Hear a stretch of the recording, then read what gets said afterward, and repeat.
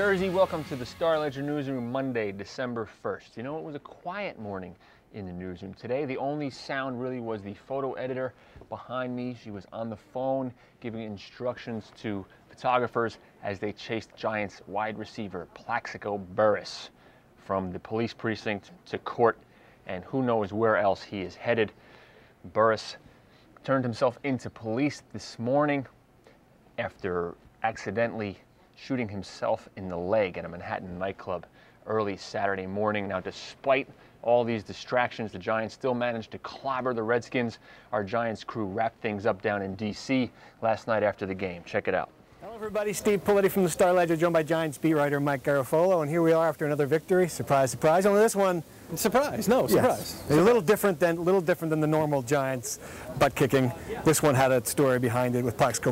Were you surprised that they were as focused as they were in this game, or are you used to this now? I am used to it now. I'm surprised that I'm used to it, because you expect something like this to have been a distraction for them, and you're going in the locker room and you've got to sound like, or you got to play devil's advocate, saying, "Oh, really? This should have distracted you." Right. Right. You know what? No, because these guys came in the locker room. You know, one guy I talked to was Barry Cofield. He said, "I turned my phone off. I turned my phone off. You've got to put it to the side and focus on the game." And a lot of these guys, whether they actually turn the phone off or whether they just turn it off mentally, are really good at doing it. Bill Pierce did speak to the media today. I think there was some speculation whether or not. Didn't say anything about what happened in the nightclub with Plaxico. Do you get the sense that that's over for him? I mean, the league did talk to him, and he's the heart and soul of the defense. I mean, they can lose a Plaxico. I'm not sure he's as no, you can't lose him. No, right. You cannot lose him. I mean, they've got Chase Blackburn behind him, but as for what he means to the defense, can't lose him. I don't know. We don't know. We've got to see the details. I hear the reports are swirling about him, so I'm not going to sit here and guess. I'll tell you that this team won't be distracted, but I won't tell you what the hell is going on with this kid. All right, for up-to-the-minute updates on the Plaxico disaster and the Giants' amazing run this season, keep clicking on NJ.com/Giants. All right, while some people have the world in the palm of their hands and manage to screw things up, other people do just the opposite. They're face adversity and manage to triumph and turn it into a positive. Perhaps as an antidote maybe to Plaxico, we present Regan Hoffman. 41-year-old woman was diagnosed with HIV. She is now the editor of Pause magazine and is an inspiration for other people like herself who have the disease. Jennifer Weiss profiled her for our I Am New Jersey series. You can find that on NJ.com and in the Star Ledger.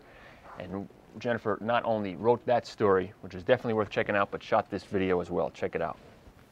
In the beginning of having HIV, I was very, it's just such a difficult disease to sort of get through the day with, and the horses give you a reason to get up in the morning. I actually had them at home, and so even when you're blue, you have to get up and feed them. And then, there's something beyond yourself that you have to care for, and I think when you're worried about yourself, it's nice to focus on caring for something else, and for me, it's just like a drug. I walk into the barn and I, smell the smells and I hear the sounds, and it's like, taking 20 Prozac. And also, the tactile pleasure, I think, of touching a warm living creature when you felt like a leper was something that was pretty powerful. And they don't know that you have HIV. So, I would come and there's still unconditional love, and it was the only part of my life that didn't change. He didn't know that I had HIV, and he didn't treat me any differently. Did you? All right, again, for the story on Hoffman and the whole I Am New Jersey series, these are profiles of individuals in the state of New Jersey, a lot of them doing a lot of good. Really, these are great reads. You can check out, the website is blog.nj.com/IMNJ. I also have links to that story on the Ledger Live blog, which is nj.com/Ledger Live, so you can check that out. Also in the news this morning, Republican Steve Lonegan, he's the former mayor of Bogota and a conservative activist, is announcing that he will run for governor in 2009. Now he becomes the second Republican to throw his hat into the ring, the first being Assemblyman John Merkt. Now, I sat down for an interview with Lonegan. He was actually the first in-house interview we did here at Ledger Live, and I am embedding that also in today's blog post on nj.com/Ledger Live. All right, that wraps up the show for today. keep in touch. Send us your photos, videos, emails. Shoot it to us at ledgerlive@starledger.com. And you can always log on and sound off on the news blogs at NJ.com. All right, Jersey, take it easy.